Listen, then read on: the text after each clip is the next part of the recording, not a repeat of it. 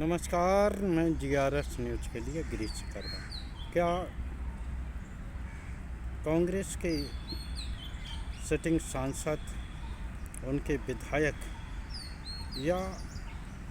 उनके पदाधिकारियों को अपने दल में शामिल करने भारतीय जनता पार्टी खुद ही अपनी पोल खोल रही है, या उसे ऐसा महसूस हो रहा है कि वो तमाम संवैधानिक संस्थाओं को हाथ में लेने के बाद, गोदी मीडिया के बावजूद भी वो कांग्रेस को उस तरह से कमज़ोर करने में सफल नहीं हो पाएगी जैसा कि वो उनके ही लोगों को अपने साथ शामिल करके हो। असम में कांग्रेस के सिटिंग सांसद प्रत्युत बोरोदलाई कांग्रेस से इस्तीफा देकर भारतीय जनता पार्टी में शामिल हो गए। इसका क्या कारण है, क्या कारण नहीं है, इस संबंध में मैं कोई चर्चा नहीं करूंगा, कोई बातचीत नहीं करूंगा। लेकिन क्यों भारतीय जनता पार्टी को इस बात की ज़रूरत पड़ती है कि 2 बार चुनाव जीतने के बावजूद भी भारतीय जनता पार्टी की सरकार को कांग्रेसियों की ज़रूरत पड़ती है। 2014 में जब चुनाव जीत के प्रधानमंत्री आए थे, इससे पूर्व भी जब वो चुनाव अभियान में थे तो कांग्रेस मुक्त भारत का नारा लगाते थे, आरोप लगाते थे कि कांग्रेस ने किस प्रकार से भ्रष्टाचार किया है और इस भ्रष्टाचार के कारण ही किस प्रकार से उन्हें सत्ता से दूर रखने की आवश्यकता है। जनता ने संभवतः उनकी बात सुनी,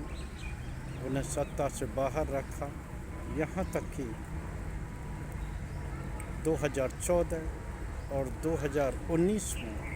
कांग्रेस इतनी सीट भी नहीं जीत पाई जितनी सीटें उन्हें नेता विरोधी दल बनने के लिए चाहिए। लेकिन 2024 में चुनाव परिणाम बदला और वो भारतीय जनता पार्टी की सरकार, जो एनडीए ही नहीं खुद के बल पर बहुमत की सरकार थी, वो 2 बैसाखियों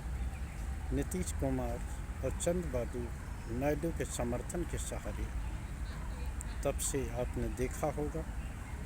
जब से बहुमत नहीं रहा तो किस प्रकार से भारतीय जनता पार्टी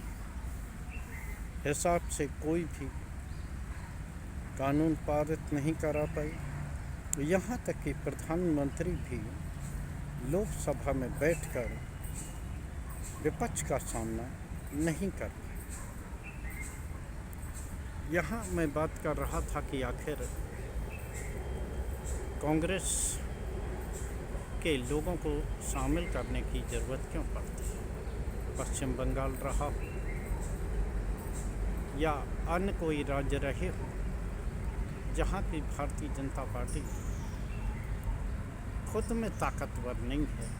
तो वो विपक्षी दलों, खासकर पश्चिम बंगाल में टीएमसी, कांग्रेसियों को, अन्य राज्यों में कांग्रेसियों को लेकर इस प्रकार से अपने दलों में शामिल किया, उन्हें सांसद, मंत्री तक बनाया, जिससे कि ऐसा लगने लगा कि नीति और सिद्धांतों की बात करने वाली पार्टी भी अब सत्ता के लिए कुछ भी करने को तैयार है। निश्चित तौर पर भले ही आज भारतीय जनता पार्टी ये दावा करती है कि उसने अपने नीति एवं सिद्धांतों से देश में सत्ता हासिल की है, लेकिन आम जनता के मध्य जिस प्रकार की भावना है, जिस प्रकार से लोग इस बात की आलोचना कर रहे हैं, जैसा कि राज्यसभा में उन्होंने किया, जहां स्पष्ट तौर पर बहुमत है, वहां अगर भारतीय जनता पार्टी जीतती है या एनडीए का कोई घटक जीतता है तो इसमें कोई भी बात नहीं। लेकिन अगर छल बल के शहर दूसरे लोगों को क्रॉस वोटिंग करा के उनके मत अवैध करा के जिस प्रकार एक एक सीट के लिए भारतीय जनता पार्टी खेल खेलती है, निश्चित तौर पर वो लोकतंत्र के लिए घातक है। पहले अटल जी का वो कथन मुझे याद आता है, जब उन्होंने एक मत की व्यवस्था नहीं करने के बजाय उन्होंने इस्तीफा देना मंजूर किया था और उन्होंने स्पष्ट तौर पर कहा, जिस सत्ता को पाने के लिए उन्हें भ्रष्टाचार करना पड़े, भ्रष्टाचार की गंगोत्री के साथ हाथ मिलाना पड़े, ऐसी सत्ता को वो चिमटे से भी छूना नहीं चाहते। लेकिन आज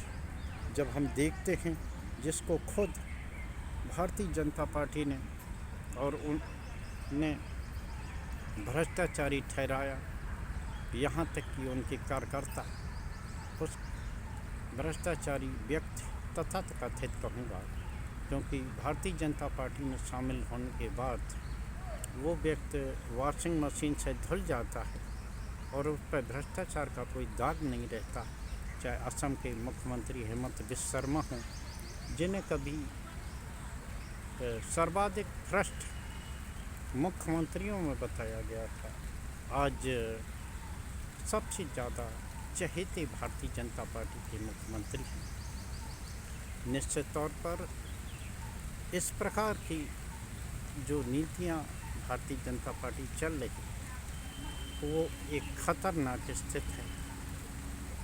और निश्चित तौर पर आप ये देख लीजिए, भले ही उन्हें सत्ता मिल जाए, जैसे कि उन्हें एन के एन प्रकार मिल ही रही है, लेकिन जिस प्रकार से आम जनता के मध्य ये भावना अब घर जाती जा रही है कि सत्ता के लिए भारतीय जनता पार्टी का और नीति ईमान नहीं है, किस प्रकार से वो बार बार अपने सत्ता के लिए संवैधानिक संस्थाओं का दुरुपयोग करती है, जांच एजेंसियों का दुरुपयोग करती है। निश्चित तौर पर ये स्थिति खतरनाक है और भविष्य में आप देखिएगा धीरे धीरे करके ये दल भी किस प्रकार से ख़त्म हो जाएगा। आज के ब्लॉग में बस इतना ही। जय हिंद,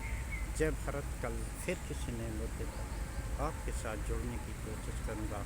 जय हिंद।